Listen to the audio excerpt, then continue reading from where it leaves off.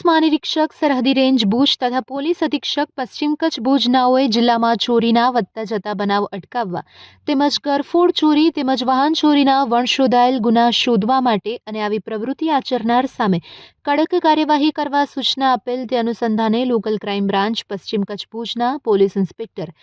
એમ મકવાણા તથા police sub inspector H Shinol સાહેબના માર્ગદર્શન હેઠળ એએસઆઈ સુનિલભાઈ પરમાર તથા police head constable Ranjitsinh Jadeja તેમજ જયદેવસિંહ જાડેજા નાઓ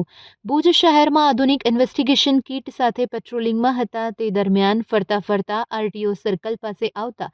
સુનિલભાઈ પરમાર તેમજ રણજીતસિંહ જાડેજા નાઓને સંયુક્ત અને ખાનગી રાહે બાતમી હકીકત મળી કે એક ઇસમ આરટીઓ સર્કલથી આત્મારામ પાસે જતા રસ્તા પર આવેલ પાણીના ટાંકા પાસે જાહેર રસ્તા પર હાજર છે, જેણે શરીરે આછા ગુલાબી કલરનું ટી શર્ટ પહેરેલું છે અને તેના કબજામાં એક મોટરસાઇકલ છે, જેમાં આગળ પાછળ નંબર પ્લેટ લગાડેલી નથી. તેના કબજામાં રહેલ મોટરસાઇકલ તેને ચોરી કે છળકપટથી મેળવેલ છે, જેથી આ હકીકત અંગે તુરંત જ વર્કઆઉટ કરી તપાસ કરતા મશ્કૂર ઇસમ મળી આવેલ તેના કબજામાંથી બાતમી મુજબનું વાહન મળી આવેલ. ત્યારબાદ યુક્તિ પ્રયુક્તિથી પૂછપરછ કરતા આ ઇસમે જણાવ્યું કે આ મોટરસાઇકલ તેણે આશરે 3 માસ પહેલા ભુજ ખાતેથી પીજીવીસીએલ કચેરી સામે આવેલ ગલીમાંથી ચોરી કરેલ હોવાનું જણાવેલ. તે અંગે ખરાઈ કરતા આ મોટરસાઇકલની ચોરી અંગે ભુજ શહેર બી ડિવિઝન પોલીસ સ્ટેશનમાં ગુનો પણ દાખલ થયેલ હતો, જેથી મજકૂર ઇસમને બીએનએસએસ કલમ 35 પેટા કલમ 1 મુજબ અટક કરી આગળની કાયદેસરની કાર્યવાહી કરવામાં આવી છે.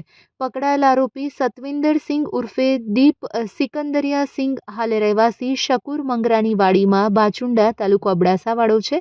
જેની પાસેથી એક મોટરસાઇકલ અને એક મોબાઈલ મળી કુલ 25,000નો મુદ્દામાલ કબજે કરવામાં આવ્યો છે. આ સમગ્ર કામગીરીમાં પશ્ચિમ કચ્છ ભુજ લોકલ ક્રાઇમ બ્રાન્ચના સ્ટાફના માણસો જોડાયા હતા.